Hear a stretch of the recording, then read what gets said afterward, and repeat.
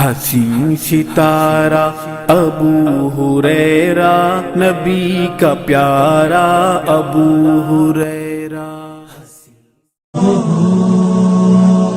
ہر خطا پہ شرمسار ہوں میں، اے خدایا گنہگار ہوں میں، جان کر بھول کر جو کیا ہے پتہ۔ وبه نستعین، الصلاة والسلام على رسوله الكریم وعلى آلہ واصحابہ ومن تبعهم بإحسان إلى يوم الدین، اما بعد۔ اعوذ باللہ من الشیطان الرجیم، بسم اللہ الرحمن الرحیم۔ ان الدین عند اللہ الاسلام۔ رب اشرح لی صدری ویسر لی امری واحلل عقدۃ من لسانی یفقہوا قولی، اللہم لا حول ولا قوة الا بک۔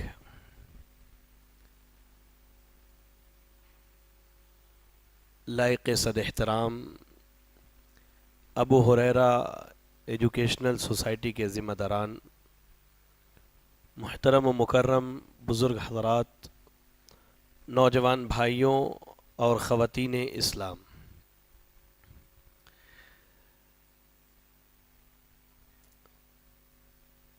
آج کا ہمارا یہ ہفتہ واری درس جس موضوع پر اللہ کی توفیق سے ہونے جا رہا ہے وہ موضوع ہے فتنوں کے آثار۔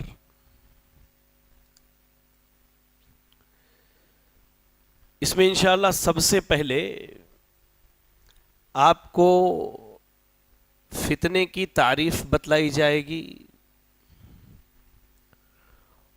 اس کے بعد علماء اسلام نے فتنوں کی کتنی قسمیں بتلائی ہیں وہ بتلایا جائے گا، اس کے بعد انسان اگر فتنے میں پڑ جائے تو اس کے آثار اور اس کا انجام کتنا بھیانک ہو سکتا ہے، اس کی طرف آپ کی اور تمام حاضرین کی رہنمائی کی جائے گی۔ دعا کریں کہ اللہ تعالی ہم سب کو حق کہنے اور حق سن کر عمل کرنے کی توفیق عطا فرمائے، آمین۔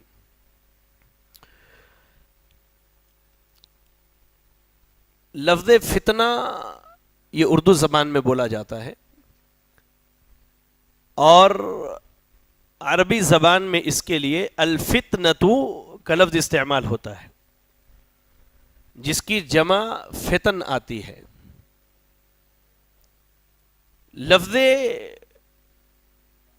الفتنۃ جو ہے یہ تین الفاظ سے ملا کر بنا ہے، یاد رکھیے گا، فا، تا اور نون۔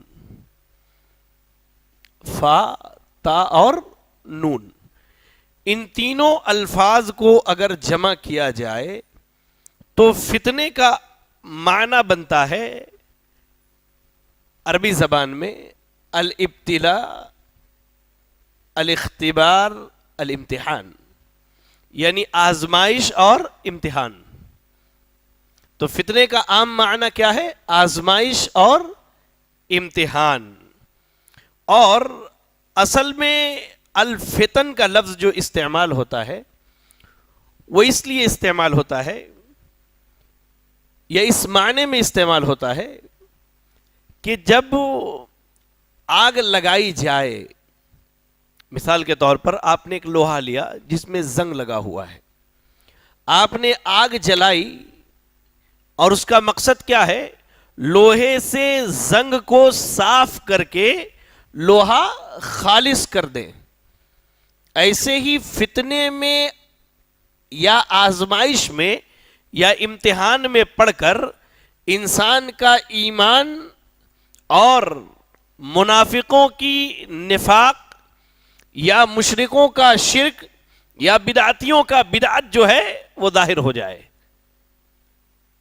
فتنے کا معنی کیا ہوتا ہے اصل میں؟ امتحان اور آزمائش کے۔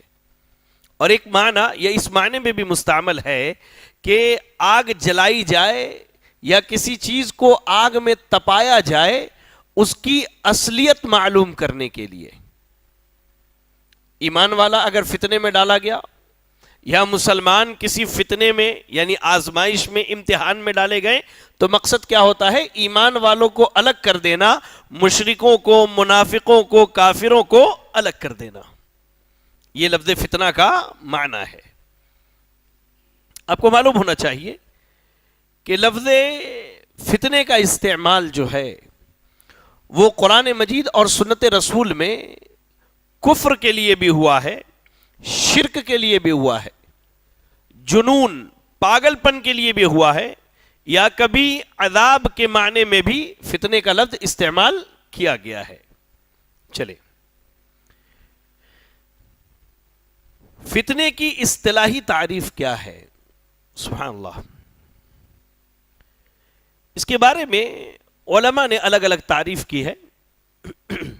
آپ موٹی تعریف یہ جان لیں کہ فتنہ ایسی آزمائش کو کہا جاتا ہے جو کسی انسان یا معاشرے پر اس کے دین یا دنیا کے معاملے میں ڈالا جائے.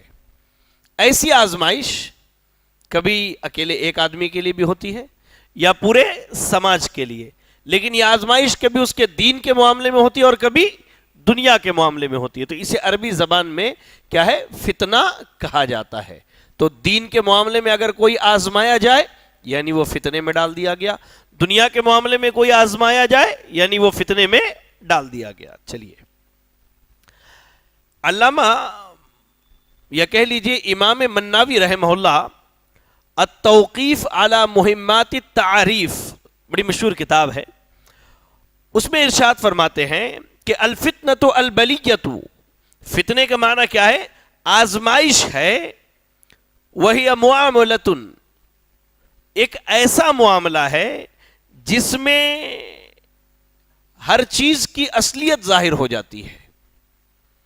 اب ایک ایمان والا آزمایا گیا تو اس کے ایمان کی حقیقت ظاہر ہو جاتی ہے. ایمان والا اگر آزمایا گیا تو ایمان کی حقیقت کیا ہے؟ ظاہر ہو جاتی ہے. یا ایک منافق آزمایا گیا تو اس کے نفاق کی حقیقت ظاہر ہو جاتی ہے. اسی چیز کو فتنہ کہتے ہیں کہ جب آدمی اس میں پڑ جائے تو اس کی اصلیت ظاہر ہو جائے. یہ چیز کیا ہے؟ فتنہ کہلاتا ہے. امام ابن قیم رحمہ اللہ نے فتنے کی دو قسمیں بیان کی ہے، یعنی آدمی دو طرح سے آزمایا جاتا ہے. ایک ہے فتنۃ الشبہات، یعنی انسان کا دین کے معاملے میں شک و شبہ میں پڑ جانا یا دین کے امور میں انسان کا آزمایا جانا. یہ کیا ہے؟ فتنۃ شبہات کے فتنے، جسے ہم اردو میں کہتے ہیں. کیا کہتے ہیں؟ شبہات کے فتنے. آدمی کا دین کے معاملے میں کسی شک و شبہ میں پڑ جانا، اور یہ بہت عظیم فتنہ ہے. اس میں انسان کا دین بھی چلا جاتا ہے، ایمان بھی چلا جاتا ہے. اس کی ایک مثال ہمارے موجودہ دور میں منکرین حدیث کی ہے. وہ دین کے معاملے میں شک و شبہ میں پڑے کس طور پر کہ کیا ضروری ہے کہ یہ حدیث بالکل اللہ کے رسول کی ہو؟ کیا ضروری ہے کہ یہ جو راویان حدیث ہے، سند بیان کرنے والے ہیں، یہ سچے ہی ہو؟ جبکہ امت کے اس بات پر اجماع ہے، لیکن اس اجماع کے خلاف گئے، دین میں شک و شبہ پیدا کیا تو دھوبی کے کتے والی حالت ہو گئی. نہ گھر کے رہے نہ گھاٹ کے رہے. یقین جانیے آپ، نہ گھر کے رہے نہ گھاٹ کے رہے. بہت ساری چیزیں ہیں. آپ اس کو اگر مثال سے سمجھنا چاہیں تو ایک مثال دیتا ہوں میں آپ کو. قرآن مجید سورۃ الجمعہ میں اللہ نے کہا اذا نودی للصلاة من یوم الجمعۃ فاسعوا الی ذکر اللہ. جب جمعہ کے دن نماز کی ندا لگائی جائے، لگائی جائے تو اللہ کے ذکر کی طرف دوڑ پڑو. اگر احادیث کو سامنے رکھ کر اس آیت کی تفسیر نہ کی جائے تو دنیا کا کوئی منکر حدیث اپنے شبہ میں اور فتنے میں پڑنے کے بعد یہ ثابت نہیں کر سکتا کہ جمعہ کے لیے جو بلانے کی بات کی گئی، یہ ندا لگانے کی، اس سے مراد اذان ہے. اور وہاں ذکر سے مراد 2 رکعت نماز ہے اور خطبے کا سننا ہے اور 2 رکعت نماز ہے، اگر احادیث کو سامنے رکھ کر کے اس کی تفسیر نہ کی جائے تو دین میں شبہات یعنی شبہات کے فتنے میں پڑنا انسان کے دین اور اس کے مذہب کو غارت کر دیتا ہے۔ دوسرا فتنہ جو ہے شہوات کا فتنہ ہے۔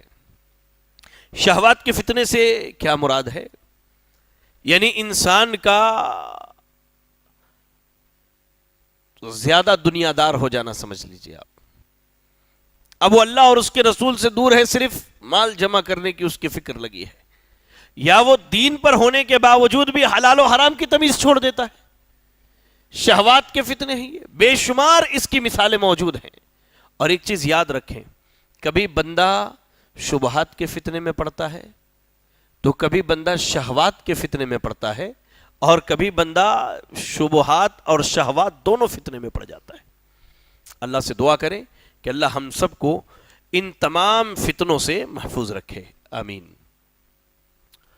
اب اس کے بعد جو مسئلہ ہے وہ یہ ہے کہ فتنوں کے جو آثار ہماری زندگی پر مرتب ہوتے ہیں، یا فتنوں کے جو انجام، فتنوں کے رونما ہونے کے بعد یا کوئی فتنہ ظاہر ہو گیا، اس کے بعد انسان اس میں پڑ جائے تو اس کے جو آثار ہوتے ہیں یہ بڑے خطرناک ہوتے ہیں۔ یہی وجہ ہے کہ انسان کو فتنوں کے بعد اس کے اوپر کہہ لیجئے کہ مرتب ہونے والے آثار کا علم حاصل کرنا بہت ضروری ہے۔ کیوں؟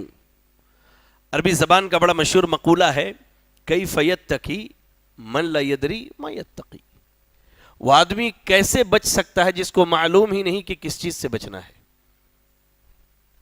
جس کو معلوم نہیں کہ پانی میں وہ ڈوب جائے تو وہ کبھی بھی پانی میں چھلانگ لگا کے جان دے سکتا ہے، لیکن اگر معلوم ہو کہ مجھے تیرنا نہیں آتا اور میں اگر پانی میں کود جاؤں تو میری جان چلی جائے گی، تو وہ کبھی پانی میں نہیں کودے گا۔ تو یہی چیز یہاں بیان کی گئی کہ ہمیں معلوم ہی نہیں کہ کس چیز سے بچنا ہے تو ہم کیسے بچیں گے؟ جب تک ہمیں فتنوں کا علم نہ ہو جائے اور فتنوں کے ذریعہ ہماری زندگی پر مرتب ہونے والے آثار اور فتنوں کے انجام کا علم نہ ہو جائے تو ہمارے لیے ممکن نہیں کہ ہم فتنوں سے اپنے آپ کو بچا سکیں۔ یقین جانیے کہ بندوں کے لیے فتنوں کے جو آثار ہیں ان کے بارے میں جاننا اور علم حاصل کرنا بہت ضروری ہے۔ بڑی مشہور مثال دی جاتی ہے امام احمد ابن حنبل رحمہ اللہ کی زندگی سے، ذرا غور سے سنیں آپ، بڑی بہترین مثال ہے۔ امام احمد ابن حنبل رحمہ اللہ کے دور میں اس دور کا سب سے بڑا فتنہ سر اٹھاتا ہے۔ کسی کو معلوم ہے کیا تھا وہ؟ جی ہاں، خلق قرآن کا فتنہ تھا۔ بعض لوگوں نے یہ فتنہ اٹھایا کہ قرآن اللہ کا کلام نہیں، اللہ کی مخلوق ہے، اور امام احمد اور ان کے ساتھیوں کا یہ کہنا تھا کہ قرآن اللہ کا کلام ہے، اللہ نے بات کی، اللہ نے کلام کیا، یہ اللہ کی صفت ہے، اللہ کی مخلوق نہیں ہے۔ بہرحال خلق قرآن کا مسئلہ اٹھا تو اس دور میں کچھ لوگ امام احمد بن حنبل رحمہ اللہ کے پاس بغداد کے بڑے بڑے علماء پہنچے اور کہا کہ آپ کی کیا رائے ہے اس فتنے کے بارے میں؟ وہ خلق قرآن کا فتنہ بتلانا چاہتے تھے۔ تو امام احمد بن حنبل رحمہ اللہ نے پوچھا، فما تريدون، یہ جو تم مجھے بتلا رہے ہو اس سے تمہارا ارادہ کیا ہے، تم کیا چاہتے ہو؟ ذرا غور کریں میرے بھائی۔ ان لوگوں نے کہا کہ ہم آپ سے یہ مشورہ کرنے آئے ہیں کہ فی الوقت جو حاکم موجود ہے، یعنی جو بادشاہ ہے اس وقت کا حاکم ہے، اس کی کہہ لیجئے کہ پشت پناہی میں یہ سب کچھ ہو رہا ہے، اس فتنے کے پیچھے وہی کھڑا ہے، ہم اس کی امارت اور حکومت سے راضی نہیں ہیں، ہم اس کی امارت اور حکومت سے ہاتھ کھینچنے والے ہیں۔ ٹھیک ہے، تو آپ کی کیا رائے ہے؟ امام احمد بن حنبل رحمہ اللہ نے ان سے کہا کہ اس حاکم کی حکومت کو تم دل سے برا جانو، لیکن اس کی حکومت کے خلاف بغاوت کر کے تلوار اٹھا کر کے مسلمانوں کو مشکلات میں نہ ڈالو اور اس کو اس حال میں نہ چھوڑ دو کہ وہ مسلمانوں کا خون بہا دے. تم صبر کرو یہاں تک کہ اس کی موت ہو جائے تو تم کو نجات مل جائے گی. اللہ سے دعا کرو اس کی موت ہو جائے تو تم کو نجات مل جائے گی. سبحان اللہ. یہ ساری باتیں بہت دیر تک چلی. وہ لوگ وہاں سے نکلے اور ان لوگوں نے امام احمد بن حنبل رحمہ اللہ کی بات نہیں مانی. وہاں سے نکل گئے اور ان کے بھتیجے کو قائل کرنے کی کوشش کی.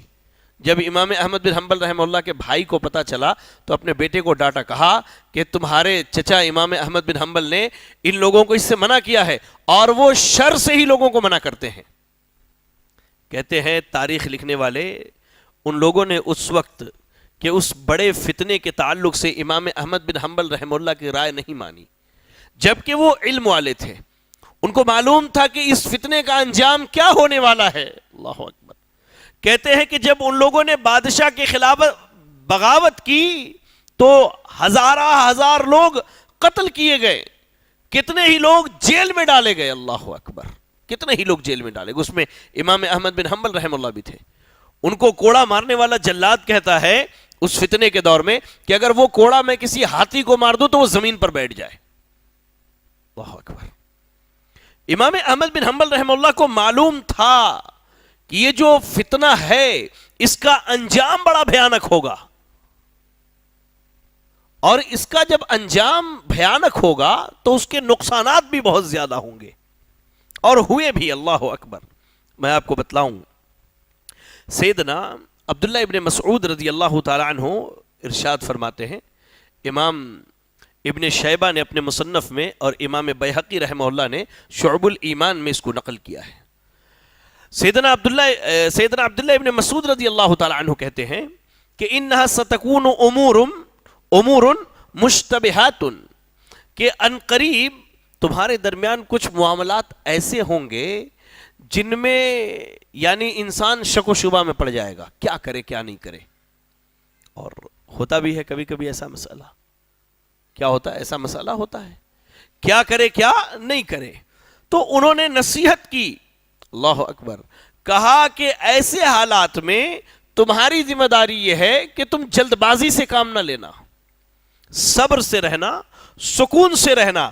اس لیے کہ اگر تم صبر و سکون سے خیر کے ساتھ رہے, اللہ اکبر, تو تمہارے لیے خیر ہے. لیکن اگر تم نے جلد بازی کر کے اس فتنے میں تم پڑ گئے تو یقین جانو کہ تم امت میں شر پھیلانے کا ایک ذریعہ بن جاؤ گے. سبحان اللہ.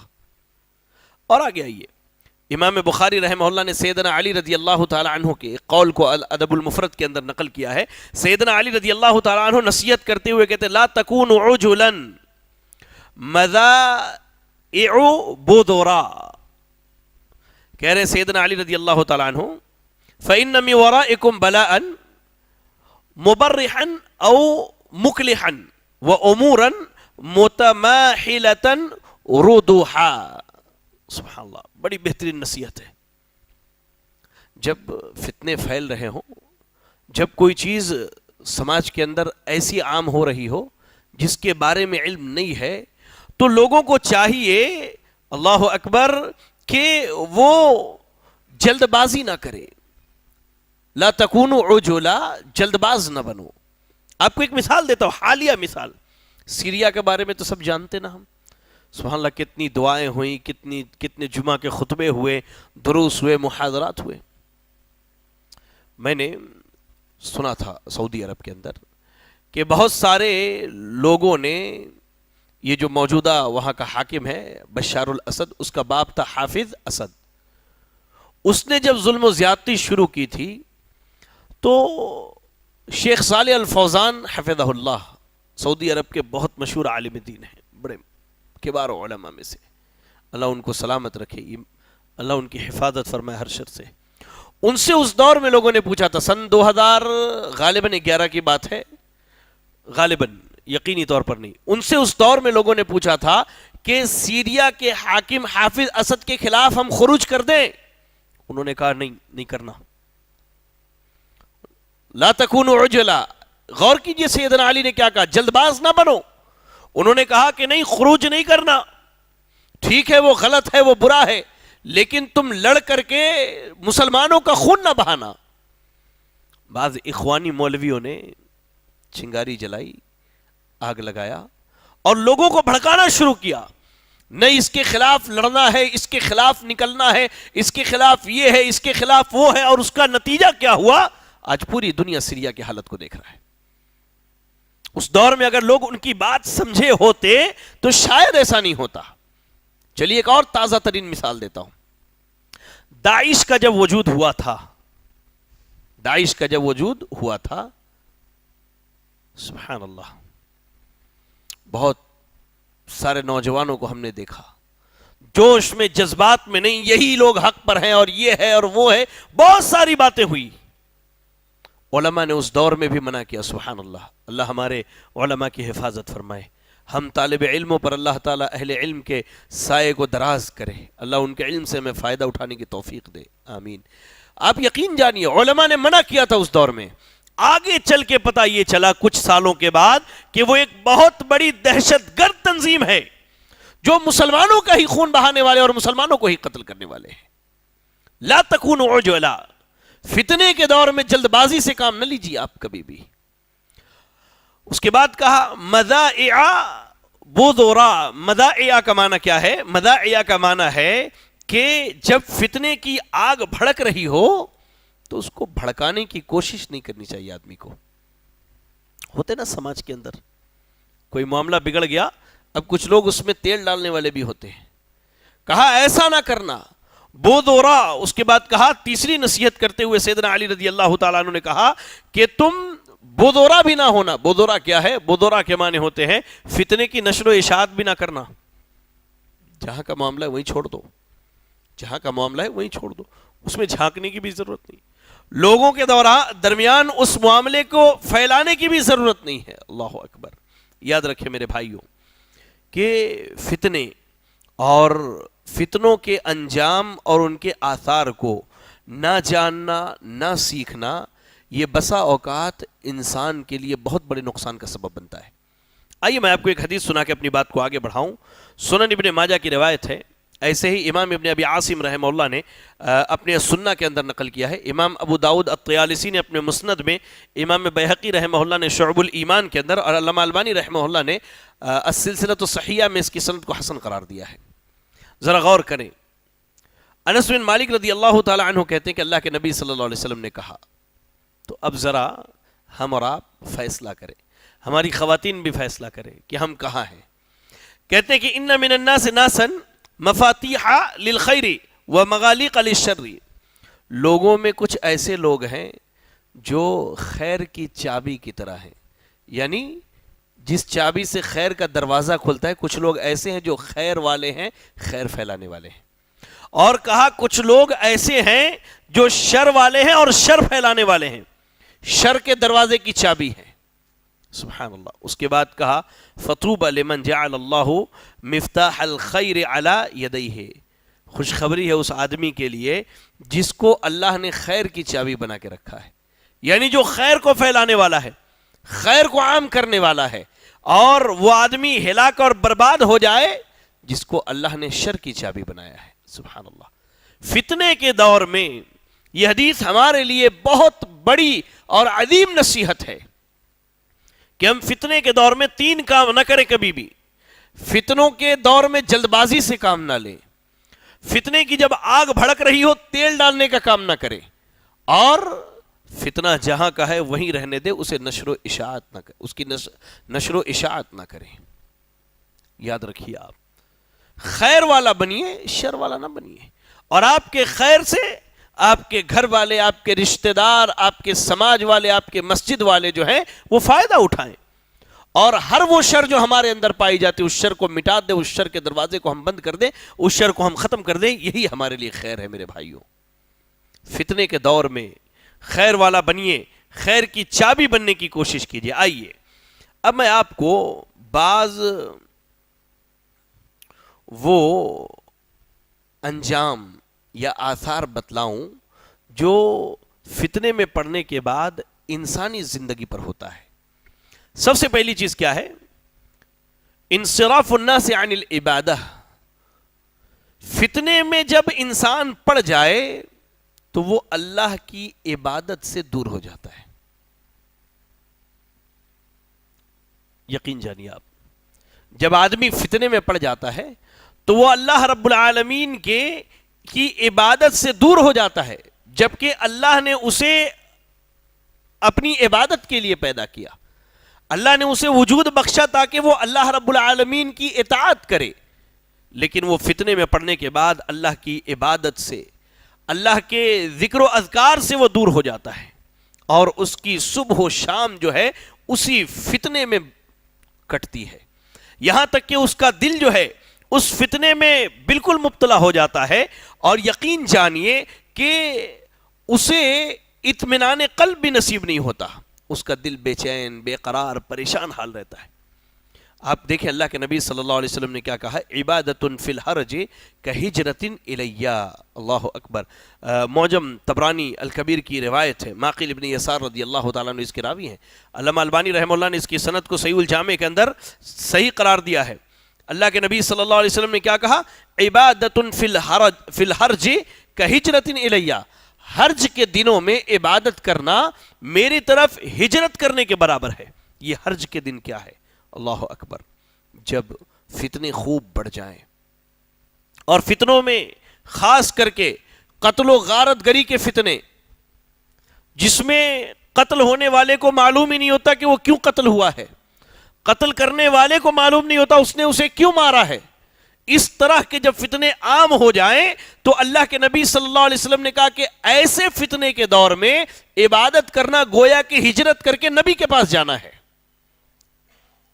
اب ذرا اس حدیث کی معنویت پر غور کیجئے. فدا ہو ابی امی، میرے ماں باپ قربان ہو میرے نبی پر. اللہ کے نبی نے کہا کہ العبادت فی الحرج کہجرۃ الی. حرج کے دنوں میں عبادت کرنا میری طرف ہجرت کرنے کے برابر ہے. یعنی اس حدیث میں اللہ کے نبی صلی اللہ علیہ وسلم نے کہا کہ فتنوں کے دور میں عبادت کرنی چاہیے، نہ کہ فتنوں میں پڑھنا چاہیے. فتنوں کے دور میں کیا ہے؟ عبادت کرنی چاہیے، نہ کہ فتنوں میں پڑھنا چاہیے. اور جسے فتنے کے دور میں عبادت کی توفیق مل گئی، در حقیقت وہ فتنے سے بچ گیا. یہ حدیث یہ بتلاتی ہے کہ جسے فتنے کے دور میں عبادت کی توفیق مل گئی وہ فتنے سے بچ گیا. اور یہاں یہ بھی اس حدیث میں ایک نقطہ ملتا ہے کہ انسان کے لیے یہی واجب ہے فتنے کے دور میں کہ وہ اللہ کی عبادت کی طرف دوڑے، تب جا کر کے وہ اس فتنے سے نجات پا سکتا ہے اور اس سے وہ بچ سکتا ہے. اور اگر وہ فتنے سے بچ گیا تو یقین جانیے واللہ حقیقی کامیاب یہی ہے. آپ پڑھیے، مسند ابی داؤد کی روایت ہے، مقداد ابن اسود رضی اللہ تعالیٰ عنہ حدیث کے راوی ہیں. علامہ البانی رحمہ اللہ نے اس کی سند کو صحیح قرار دیا. کہا اللہ کے نبی صلی اللہ علیہ وسلم نے ان السعید لمن جنب الفتن. نیک بخت تو وہ آدمی ہے جو فتنے سے بچا لیا جائے، کامیاب وہ آدمی ہے جو فتنے سے بچا لیا جائے. اور فتنے کے دنوں میں عبادت کرنے والا آدمی در حقیقت کامیاب ہے. ورنہ یاد رکھیے جب فتنے آتے ہیں اور انسان اگر فتنے میں پڑ جائے تو سب سے پہلا اثر اس کے اوپر یہ ہوتا ہے کہ وہ اللہ رب العالمین کی عبادت سے غافل ہو جاتا ہے، اللہ کی عبادت سے دور ہو جاتا ہے. آپ کو اس کی ایک مثال دوں. دیکھیے، دو لوگوں کی آپس کی لڑائی ہے، دو لوگوں کی آپس کی لڑائی ہے. اس میں ایک تیسرا شخص درمیان میں آتا ہے جو فتنہ پیدا کرتا ہے دونوں کے درمیان. یہاں آ کر اس کو بھڑکاتا ہے اور یہاں آ کر اس کو بھڑکاتا ہے. بسا اوقات یہ دونوں وقت پر عبادت کر لیتے ہیں، لیکن جو فتنے میں پڑھ کر کے فتنے کو بڑھاوا دیتا ہے اس کے پاس وقت ہی نہیں رہتا. کیوں؟ وہ دن بھر یہاں کی وہاں، وہاں کی یہاں کرنے میں لگا رہتا ہے. آپ کو ایسی سینکڑوں مثالیں ملیں گی ہماری سماج کے اندر کہ انسان فتنے میں پڑنے کے بعد سب سے پہلی جو پریشانی اس کی زندگی میں آتی ہے وہ یہ آتی ہے کہ وہ اللہ کی عبادت سے دور ہو جاتا ہے. یہی وجہ ہے کہ شریعت اسلامیہ نے فتنوں کے دنوں میں عبادت کرنے کا حکم دیا ہے. آپ دیکھیں ام سلمہ رضی اللہ تعالیٰ عنہ حدیث کی راویہ ہیں، صحیح بخاری کی روایت ہے، کہتی ہیں کہ ایک دن اللہ کے نبی صلی اللہ علیہ وسلم رات کو گھبرا کے اٹھے. سبحان اللہ، گھبرا کے اٹھے، آپ پریشان ہو گئے. کہا سبحان اللہ، اللہ پاک ہے تعجب سے. ما انزل اللہ من الخزائن, آج اللہ نے آسمان سے بہت سارے خزانے کو نازل فرمایا. ماذا انزل اللہ من الفتن, اور آج اللہ نے بہت سارے فتنوں کو بھی نازل کیا. ان فتنوں کی مثال ایک دوسری صحیح حدیث کے اندر ملتی ہے کہ اللہ کے نبی صلی اللہ علیہ وسلم مدینے کی اونچی جگہ پر کھڑے ہوئے اور جھانکا مدینے کی طرف اور صحابہ سے کہا میں جو دیکھ رہا ہوں وہ تم نہیں دیکھ رہے. کیا دیکھ رہے ہیں؟ اللہ کے نبی کہتے ہیں انی لارا, میں دیکھ رہا ہوں فتنوں کو تمہارے گھروں پر گرتے ہوئے ویسے ہی جیسے بارش کے قطرات گرتے ہیں. صحابہ کے دور میں آج فتنوں کا کیا عالم ہوگا, آج فتنوں کا کیا عالم ہوگا. سبحان اللہ, اللہ ہمیں ہر قسم کے فتنے سے بچا کے رکھے. یہی وجہ ہے کہ فتنوں کے دنوں میں اللہ کے نبی صلی اللہ علیہ وسلم نے اور اللہ تعالیٰ نے عبادت کا حکم دیا ہے. جب اللہ کے نبی نے یہ بات کہہ دی کہ آج خزانے اور فتنے نازل ہوئے, کہا میں یوقد صواحب الحجرات, کون ہے جو میری بیویوں کو اٹھائے, کیوں, یصلینا, تاکہ وہ نماز پڑھیں. نمازی اللہ رب العالمین کی عبادات میں سے بہت بڑی عبادت ہے. اللہ اکبر. اور اللہ کے نبی صلی اللہ علیہ وسلم نے فتنے کے دنوں میں اگر کہا تو عبادت کا حکم دیا. اور وہ آپ حدیث پڑھیں جسے امام مسلم رحمہ اللہ نے صحیح کے اندر نقل کیا. سیدنا ابو ہریرہ رضی اللہ تعالیٰ عنہ اس حدیث کے راوی کہتے ہیں بادروا بالاعمال فتنا کقطع اللیل المظلم, عمل کرنے میں جلدی کرو, فتنے تاریک راتوں کی طرح آ رہے ہیں. ہر آنے والا فتنہ اپنے سے پہلے والے فتنے سے زیادہ بڑا ہوگا. اللہ اکبر. تو فتنوں میں پڑنے کے بعد انسانی زندگی پر جو سب سے پہلا اثر ہوتا ہے وہ یہ ہوتا ہے کہ وہ اللہ رب العالمین کی عبادت سے دور ہو جاتا ہے, وہ اللہ تعالیٰ کی عبادت سے دور ہو جاتا ہے. میں آپ کو بتلاؤں, حسن بصری رحمہ اللہ کا نام ہم نے سنا ہے.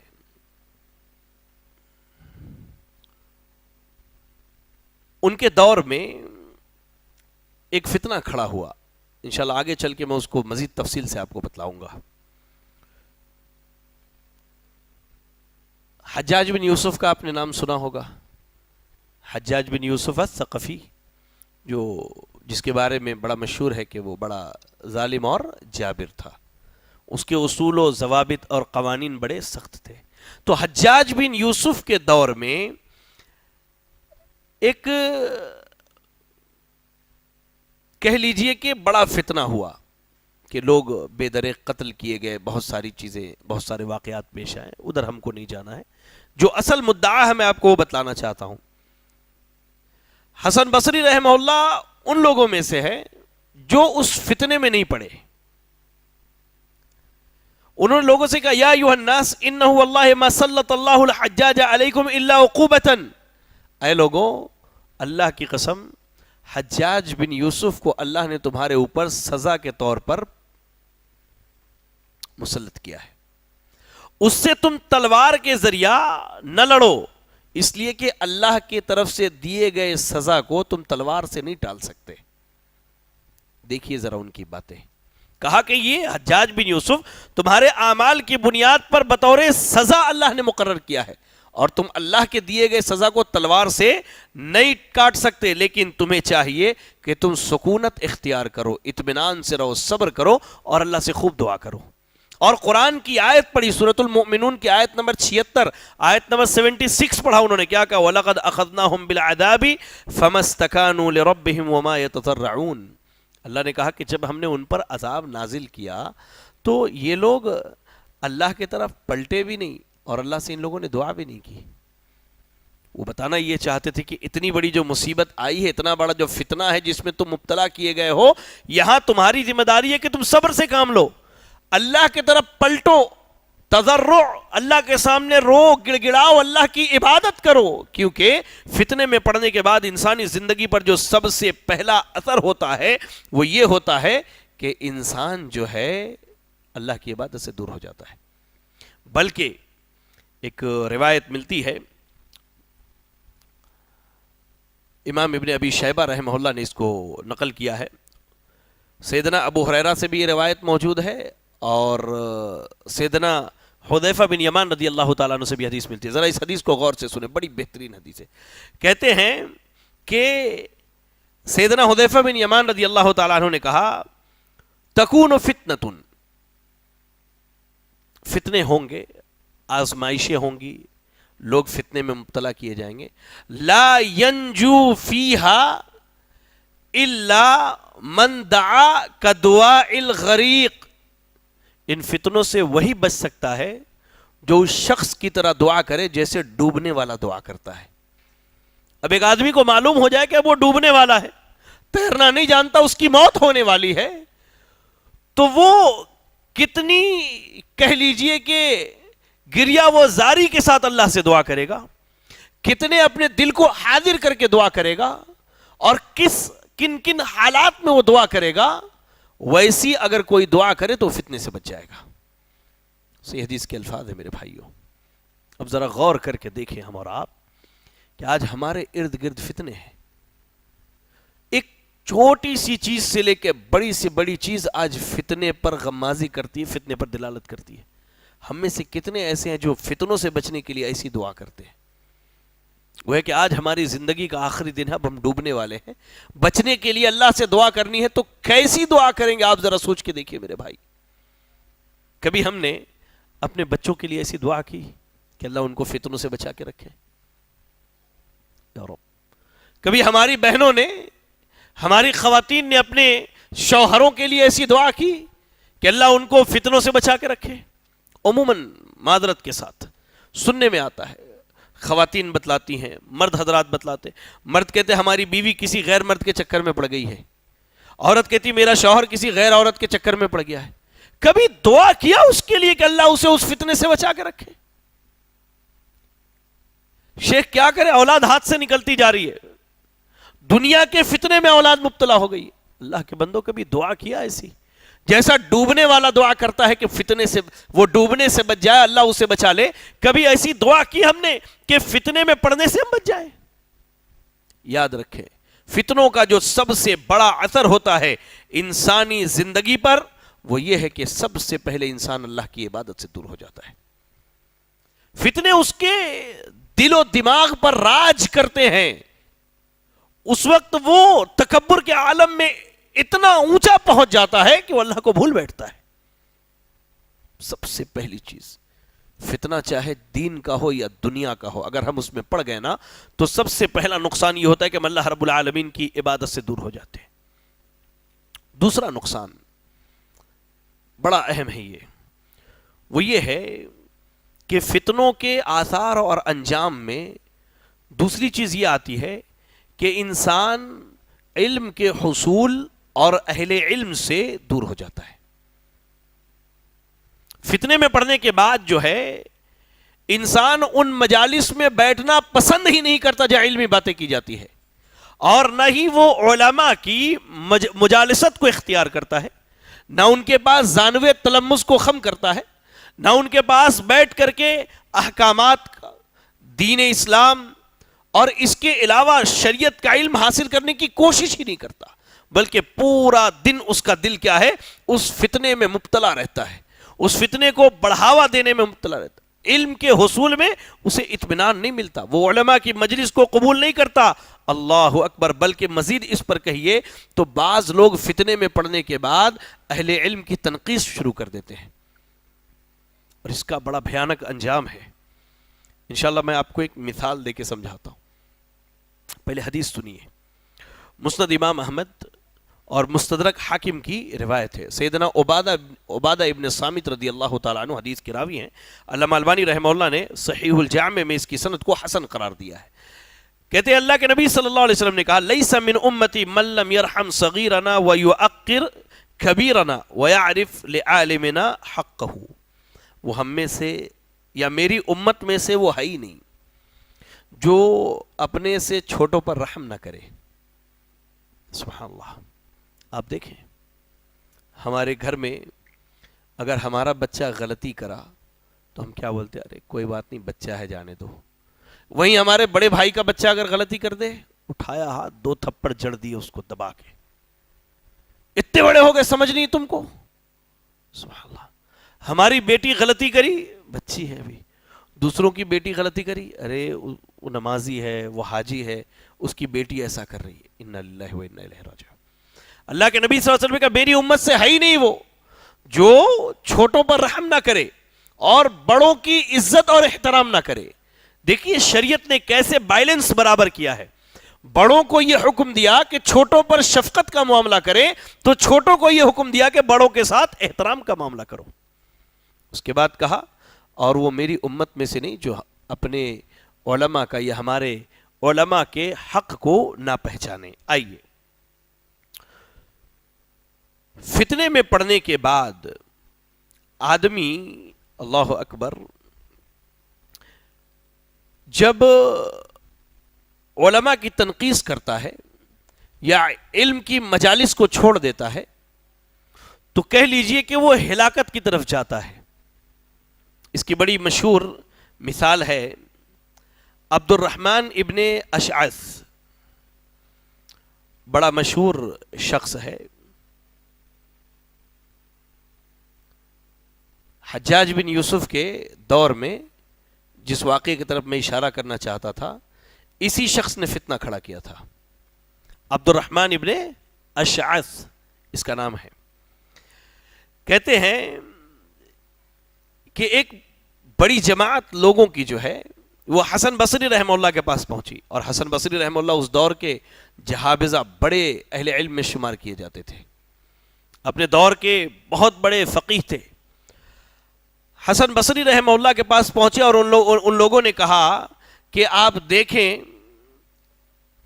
کہ یہ حجاج بن یوسف لوگوں کا کیسے خون بہا رہا ہے، لوگوں کا مال حرام طریقے سے لے رہا ہے، اور وہ نماز بھی نہیں پڑھتا، اور بہت ساری باتیں اس کے بارے میں لوگوں نے کی۔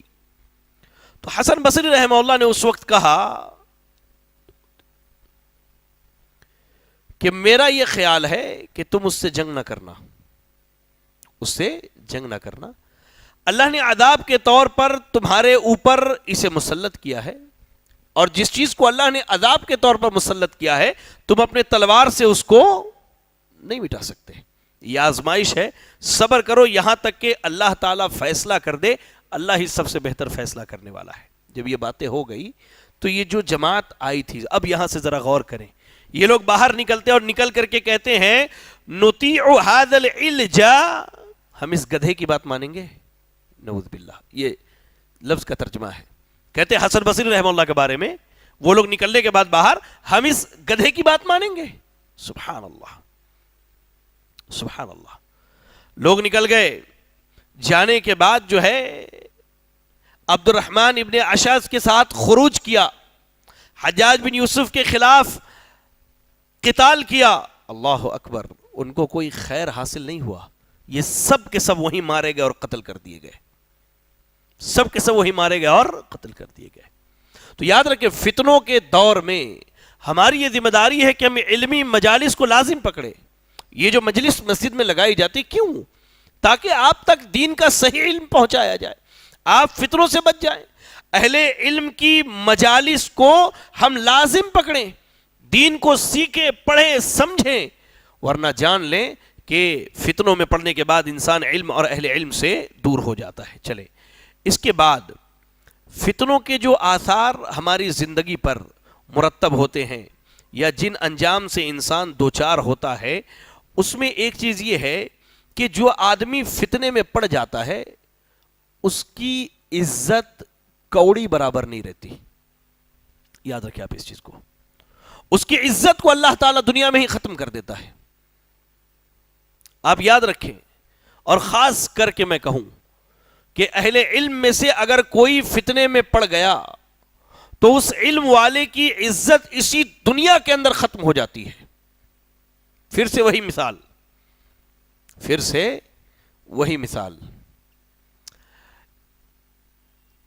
امام ابن ابی شیبہ نے اپنے مصنف میں اس کو نقل کیا ہے، اور امام ابن سعد نے الطبقات، اور امام ابن عساکر نے اپنے تاریخ میں اس واقعے کو نقل کیا ہے۔ مسلم ابن یسار نامی شخص جو ہے یہ اپنے دور میں حسن بصری رحمہ اللہ سے بھی زیادہ اونچا مقام رکھتے تھے۔ مسلم ابن یسار، مسلم بن یسار، یہ حسن بصری رحمہ اللہ سے بہت اونچا مقام رکھتے تھے، لیکن فتنے کے دور میں یہ فتنے میں پڑ گئے تو اللہ نے دنیا میں ہی ان کی عزت کو ختم کر دیا، اور حسن بصری رحمہ اللہ علیہ اس فتنے سے بچے رہے تو اللہ تعالی نے ان کو اور مقام، ان کے مقام کو اور اونچا کیا۔ آئیے میں آپ کو بتلاؤں، عبداللہ ابن عون رحمہ اللہ بیان کرتے ہیں کہ عبد الرحمن ابن اشعث کے فتنے میں جو لوگ پڑے ان میں مسلم بن یسار بھی تھے، تو مسلم بن یسار کی جان بچ گئی، وہ تو قتل کر دیے گئے سارے لوگ، ان کی جان بچ گئی۔ تو یہ اللہ کی تعریف کرتے ہوئے کہا کرتے تھے، اے ابو قلابہ، میں اللہ کی تعریف کرتا ہوں کہ مجھے نہ کوئی تیر لگی، نہ کسی تیر نے مجھے چھوا، اور نہ ہی میں تلوار کے ذریعہ قتل کیا گیا۔ اللہ اکبر۔ اس وقت ابو قلابہ عون بن عبداللہ کہتے ہیں کہ اے ابو عبداللہ، آپ ذرا غور کر کے دیکھیے، ایک عام آدمی جس نے آپ کو اس صف میں دیکھا کہ آپ عبد الرحمن ابن اشعث کے ساتھ خروج کیے ہیں، یقین جانیے آپ اپنے دور کے مشہور عالم دین ہیں، آپ کا ایک اونچا مقام ہے اور آپ کا ایک مرتبہ ہے، لیکن آپ کے اس فتنے میں پڑنے کی وجہ سے جس نے دیکھا کہ آپ عبد الرحمن ابن اشعث کی صف میں کھڑے ہیں یا دونوں صفوں کے درمیان کھڑے ہیں، اللہ اکبر، سوچیے اس نے کیا اثر لیا ہوگا۔ جب یہ بات مسلم بن یسار نے سنا تو کہتے واللہ ما وقف هذا الموقف الا وهو على الحق واللہ اکبر۔ کہہ رہے ہیں مسلم بن یسار رحمہ اللہ نے جب یہ بات سنی تو وہ بہت روئے، بہت روئے۔ ابو قلابہ ان کا رونا دیکھ کر کے کہتے کاش میں نے ان کو یہ نہ بتلایا ہوتا کہ انہوں نے کتنا غلط کام کیا ہے۔ اس کے بعد اللہ اکبر، اللہ اکبر، میں آپ کو بتلاؤں لوگوں کے دلوں سے مسلم بن یسار کی عزت بالکل ختم ہو گئی۔ تو جو آدمی فتنے میں پڑ جاتا ہے تو اس کا ایک بڑا اثر یہ ہوتا ہے کہ اللہ اکبر، اس کا مقام، اس کا مرتبہ ختم ہو جاتا ہے۔ خاص کر کے اہل علم جو ہے، اہل علم کا جو طبقہ ہے، اگر وہ کسی فتنے میں پڑ جائیں تو پھر عوام کے ہاں ان کی قدر باقی نہیں رہتی۔ عوام کیا ہے، ان کی قدر باقی نہیں رہتی۔ ہم نے بعض لوگوں کو یہاں تک کہتے ہوئے سنا، ان کا بیان سننے جاؤ، ان کا تو معاملہ ایسا ہے۔ کسی فتنے میں پڑنے کی وجہ سے اگر کچھ ہو گیا تو لوگ یہی کہتے کہ ان کا سنو، ان کا معاملہ تو ایسا ہی ہے۔ اللہ اکبر، اللہ اکبر۔ آئیے، فتنوں کے برے انجام میں، فتنوں کے آثار میں ایک چیز یہ ہے کہ آدمی جب فتنے میں پڑ جاتا ہے یا جب فتنے آتے ہیں ہمارے درمیان تو اس وقت معاملہ کیا ہے، خلط ملط ہو جاتا ہے۔ کیا حق ہے، کیا باطل ہے، کیا باطل ہے، کیا حق ہے، آدمی نہیں سمجھ پاتا ہے۔ ایسی صورت میں انسان کو کیا کرنا چاہیے؟ اللہ اکبر۔ یاد رکھیں کہ جب فتنے آتے ہیں تو بہت سارے لوگ جو ہیں فتنے میں پڑنے کی وجہ سے وہ حق اور باطل کے درمیان فرق نہیں کر پاتے، یہاں تک کہ قتل ہونے والے کو معلوم ہی نہیں ہوتا کہ وہ کیوں قتل ہوا، اور قاتل یہ نہیں سمجھتا کہ میں نے سامنے والے کو مارا کیوں ہے، لیکن ایک ایسا فتنہ ہے جس میں وہ پڑا ہوا ہے، جس میں کہہ لیجئے کہ جس فتنے نے اس کے دل میں ایسا گھر بنا لیا ہے کہ اب وہ کسی چیز کو سمجھتا نہیں ہے۔ ابو موسیٰ اشعری رضی اللہ تعالی عنہ کا قول ہے، امام طبری نے اپنی تاریخ کے اندر نقل کیا ہے، سیدنا ابو موسیٰ اشعری رضی اللہ تعالی عنہ کا قول ہے، ذرا دھیان سے سنیں۔ کہتے ہیں ان الفتنۃ اذا اقبلت شبہت، جب فتنہ آتا ہے نا تو معاملہ بالکل کہہ لیجئے کہ گنجلک ہوتا ہے، آدمی فرق نہیں کر پاتا کیا صحیح ہے کیا غلط ہے، کون سچا ہے کون جھوٹا ہے، جب فتنہ جب آتا ہے۔ لیکن جب فتنہ چلا جاتا ہے تو سب سمجھا کے جاتا ہے کہ حق پر کون تھا، باطل پر کون تھا، صحیح کون تھا اور غلط کون تھا۔ ایسے ایام میں ہماری ذمہ داری یہ ہے کہ ہم اور آپ جو ہیں، اللہ اکبر، سیدنا سعد ابن ابی وقاص رضی اللہ تعالی عنہ کی زندگی کا مطالعہ کریں۔ جب سیدنا علی اور سیدنا معاویہ رضی اللہ عنہما کے درمیان لڑائی چل رہی تھی تو کچھ لوگ سیدنا سعد ابن ابی وقاص رضی اللہ تعالی عنہ کے پاس آئے، جیسا کہ امام ابن سیرین رحمہ اللہ کا کہنا ہے۔ ان لوگوں نے کہا کہ الا تقاتل فانک من اہل الشورى وانت احق بهذا الامر من غیرک، آپ جنگ نہیں کر رہے ہیں، آپ تو ان لوگوں میں سے ہیں جن سے نبی مشورہ لیا کرتے تھے، اور آپ اپنے سے دوسرے لوگوں کے بالمقابل زیادہ حقدار ہیں اس بات کے، آپ کیوں نہیں جنگ کر رہے ہیں؟ اللہ اکبر. سیدنا سعد ابن ابی وقاص رضی اللہ تعالیٰ عنہ کا وہ تاریخی جملہ یاد رکھنا میرے بھائیوں. جب ایسے فتنے ہو نا مسلمانوں کے درمیان، جب دو جماعتیں مسلمانوں کی لڑ رہی ہوں، تو یہ جملہ یاد رکھنا، جب آپ کو کوئی لڑنے پر ابھارے، کہتے ہیں لا اقاتل حتى تأتوني بسيف له عينان ولسانان وشفتان يعرف المؤمن من الكافر، او يعرف المؤمن من الكافر. کہتے ہیں میں اس وقت تک نہیں لڑوں گا جب تک کہ تم مجھے ایک ایسی تلوار لا کے نہ دو جس کی دو آنکھیں ہوں، دو زبانیں ہوں اور دو ہونٹ ہوں، اور جو کافر اور مسلمان کے فرق کو واضح کرتا ہو. مارنے جاؤں تو بتلائے کہ یہ مسلمان ہے اسے چھوڑ دو، اور یہ کافر ہے اسے تم قتل کر دو. اللہ اکبر. کتنی بڑی انہوں نے بات کی. کہا کہ لڑنے والے تو دونوں مسلمان ہیں، میں کن سے لڑوں، کس کو قتل کروں اور کسے چھوڑ دوں. کہنے کا مقصد یہ تھا.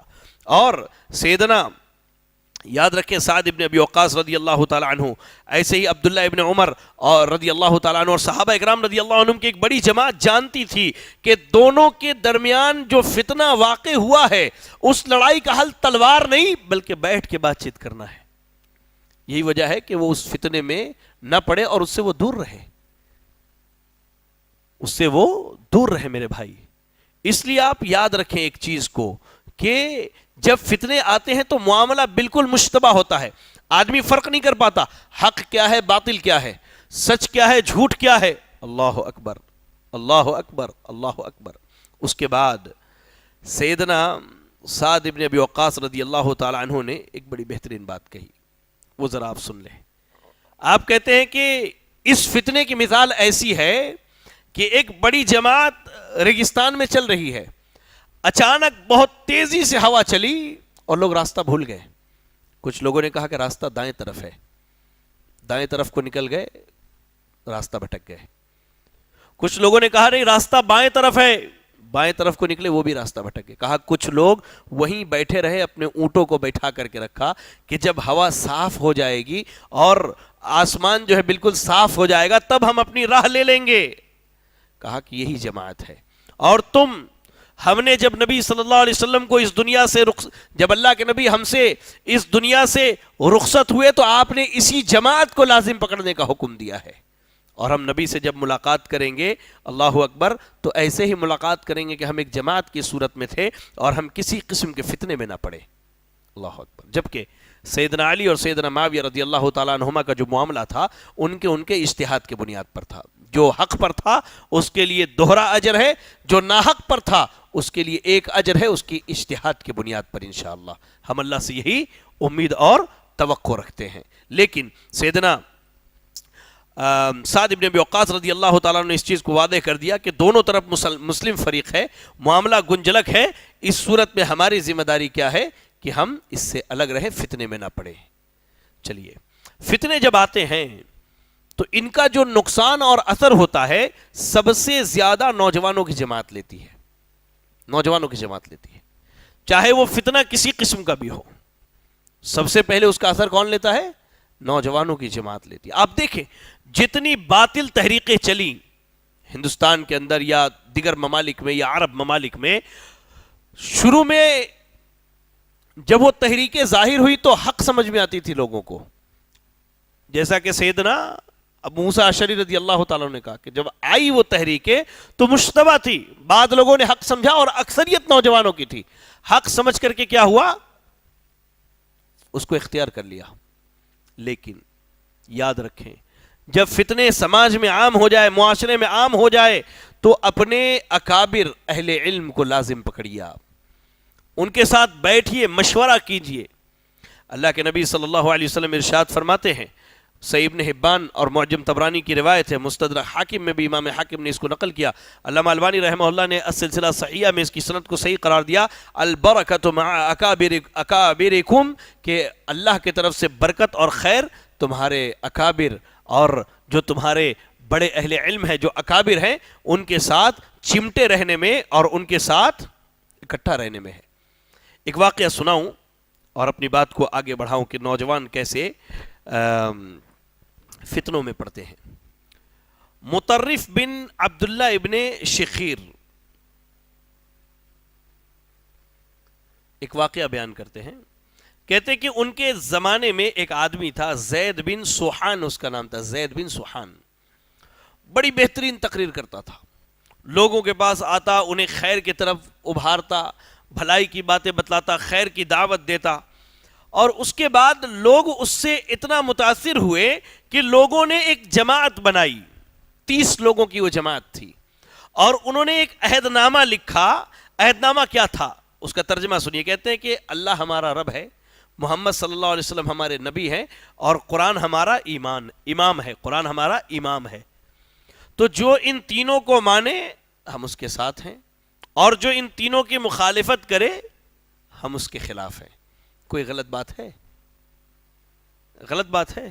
اللہ ہمارا رب ہے، محمد صلی اللہ علیہ وسلم ہمارے نبی ہیں، قرآن مجید ہمارا امام ہے، کوئی غلط بات نہیں ہے. کہتے ہیں کہ اب یہ عہد نامہ لے کر ہر آدمی کے پاس لوگ جانا شروع کر دیے.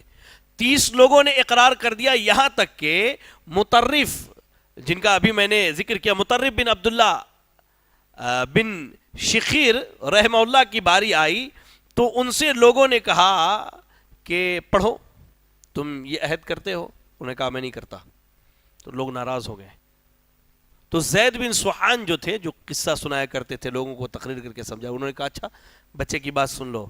کہا انہوں نے کہ دیکھو، میں نے اللہ کی کتاب پڑھی اور اس میں اللہ سے ایک عہد لیا ہے کہ میں اللہ کے علاوہ کسی کی عبادت نہیں کروں گا، جو عہد و پیمان اللہ نے قرآن مجید میں ہم سے لیا ہے کہ اللہ ہمارا رب ہے. کہتے ہیں اس عہد و پیمان کے بعد میں کسی اور نئے عہد کی طرف نہیں جا سکتا، کیونکہ اللہ کے نبی سے یہ چیز ثابت نہیں ہے.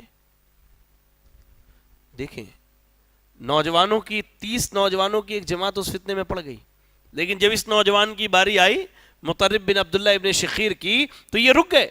کہا نہیں، اللہ سے جو ہم نے عہد کیا وہ عہد کافی ہے، نئے طور پر عہد کرنے کی کوئی ضرورت نہیں ہے. زید بن سوحان کہتے ہیں کہ بچے نے صحیح بات کی اور وہ بھی اس سے رجوع کر لیا، اور 30 نوجوان اس سے رجوع کر لیے. تو جب فتنے آتے ہیں تو سب سے زیادہ نوجوانوں کو نقصان پہنچاتے ہیں. ایسی صورت میں نوجوانوں کو چاہیے کہ اہل علم سے رابطے میں رہیں، اہل علم سے دین سیکھیں، اور اہل علم سے جو ہے قریب رہیں. اللہ اکبر. ایسے ہی جب فتنے آتے ہیں تو ان کے آثار میں ایک بڑا اثر یہ ہوتا ہے کہ مسلمانوں کی جو آپسی دینی اخوت اور محبت ہے وہ ختم ہو جاتی ہے یا کمزور پڑ جاتی بہت زیادہ. دن بھر ایک دوسرے کے خلاف بات کرنا، ایک دوسرے کے متعلق نئی نئی عجائبات کو لے کر کے آنا، ایک دوسرے پر بہتان تراشی کرنا، ایک دوسرے پر الزامات لگانا، پاک دامن نیک عورتوں پر کیچڑ اچھالنا شروع کر. دن بھر سماج اور سماج کے لوگ اسی چیز میں مبتلا رہتے ہیں، حالانکہ ان کو نہیں معلوم ہوتا ہے کہ وہ فتنے میں پڑے اور اس فتنے کا ہی اثر ہے کہ آپسی محبت جو ہے ختم ہو رہی ہے. آئیے اس کی دلیل میں آپ کو دیتا ہوں. سیدنا حذیفہ بن یمان رضی اللہ تعالیٰ عنہ، صحیح بخاری اور صحیح مسلم کی روایت ہے، کہتے ہیں کہ لوگ اللہ کے نبی سے خیر کے بارے میں پوچھتے تھے اور میں اللہ کے نبی سے ہمیشہ شر کے بارے میں پوچھتا تھا، اس ڈر سے کہیں میں اس شر میں نہ پڑ جاؤں. لوگ خیر کے بارے میں پوچھتے، اور کہہ لیجئے دوسرا معنی یہ کہ میں نبی سے ہمیشہ فتنے کے بارے میں پوچھتا تھا، کہیں میں اس فتنے میں نہ پڑ جاؤں. اللہ اکبر، اللہ اکبر. تو اللہ کے نبی صلی اللہ علیہ وسلم نے ان سے کہا، انہوں نے کہا یا رسول اللہ ان کنا فی جاہلیت و شر. اللہ کے نبی ہم جاہلیت میں تھے، اسلام سے پہلے شر میں تھے، برائی میں تھے، اس کے بعد اسلام آیا تو ہم خیر میں آ گئے، کیا اس خیر کے بعد بھی شر ہے؟ اللہ کے نبی صلی اللہ علیہ وسلم نے کہا کہ ہاں، اس خیر کے بعد بھی شر ہے. اللہ اکبر. پھر انہوں نے کہا اللہ کے نبی صلی اللہ علیہ وسلم چلیں، خیر کے بعد شر آئے گا، پھر اس شر کے بعد خیر ہے؟ کہا ہاں خیر ہے. اللہ اکبر. وفیہ دخنن. چلیں اس روایت کو مزید دوسری کتابوں سے اگر جوڑ لیں تو اس میں اللہ کے نبی صلی اللہ علیہ وسلم کہتے ہیں لا ترجع قلوب اقوام علی الذی کانت علیہ، یعنی لوگوں کا معاملہ یہ ہو جائے گا فتنے میں پڑنے کے بعد خیر شر، شر خیر، اور اس کے بعد جب لوگوں کا معاملہ اتنا بگڑ جائے گا کہ پہلے جیسے ان کے دل تھے دوبارہ ویسے نہیں ہوں گے. یعنی پہلے جیسے آپس میں ایک دوسرے سے محبت تھی وہ محبت فتنے میں پڑنے کی وجہ سے ختم ہو جائے گی. یہ فتنے کے آثار اور انجام میں سب سے بھیانک انجام ہے، سمجھ لیجئے کہ آپس کی محبت اور اخوت کیا ہے یہ ختم ہو جاتی ہے. اللہ اکبر اللہ اکبر. اور جو لوگ کبھی فتنے میں پڑ گئے ہوں، جائیداد کے فتنے میں، مثال دیتا ہوں آپ کو، مال کے فتنے میں جو لوگ پڑ گئے ہوں، سگے بھائیوں کا خون بہانے پر آمادہ ہو جاتے ہیں، سگی بہنوں پر ظلم و زیادتی کرنے سے وہ نہیں مانتے. واللہ جو لوگ مال کے فتنے میں پڑ گئے ہیں، زمین جائیداد کے جو فتنے میں، جبکہ قرآن یہ کہتا ہے انما المؤمنون اخوہ، ایمان والے بھائی ہیں، فاصلحوا بین اخویکم واتقوا اللہ لعلکم ترحمون. اپنے بھائیوں کے درمیان اصلاح کرا دو، اللہ سے ڈرو تاکہ تمہارے اوپر رحم کیا جائے. سورۃ الحجرات کی آیت نمبر 10 ہے. اور اللہ کے نبی صلی اللہ علیہ وسلم نے کہا اے اللہ کے بندو، بھائی بھائی بن کر کے رہو. ایک مسلمان دوسرے مسلمان کا بھائی ہے، اسے ذلیل نہیں کر سکتا، اس پر ظلم نہیں کر سکتا، اس کی تحقیر اور اسے حقیر نہیں سمجھ سکتا. التقوی ہا ہونا، بندے کا تقوی اس کے دل میں ہوتا ہے. اور ایمان انسان کے اندر جتنی برائی ہوتی ہے، اپنے برائی کے بقدر اپنے بھائی کو حقیر جانتا ہے. اب دیکھیے کتنے لوگ مال کے فتنے میں پڑے، اور آج جو آپس کی اخوت اور محبت ہی ختم ہو گئی. سالہ سال بیت گئے، سگے بھائی سے بات نہیں ہوئی، واللہ سگے بھائی سے بات نہیں ہوئی. سالہ سال بیت گئے، سگی بہن سے بات نہیں کیا. مال کے فتنے میں پڑا، اور اس کا اثر یہ ہوا کہ آپس کی جو اخوت اور محبت تھی وہ ختم ہو گئی. اللہ اکبر اللہ اکبر. یہ فتنوں کے آثار میں ایک بڑا اثر ہے میرے بھائیوں. اللہ اکبر. لہذا یاد رکھیں یہ فتنے بڑے بھیانک ہیں، تاریک راتوں کی طرح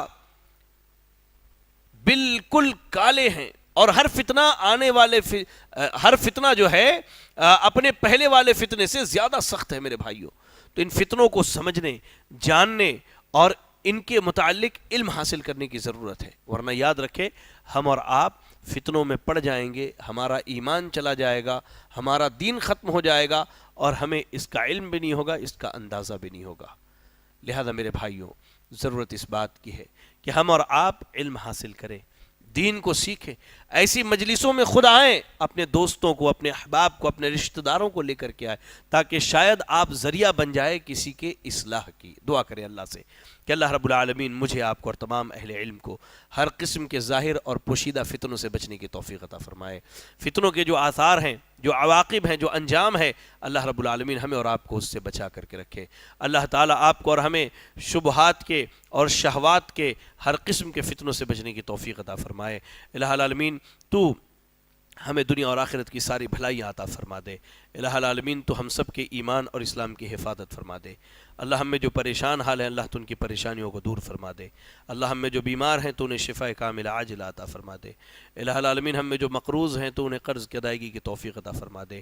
اللہ تو جب تک دنیا میں زندہ رکھ، دین اسلام پر زندہ رکھ، اور خاتمہ ہو تو ایمان و اسلام کی حالت میں ہو.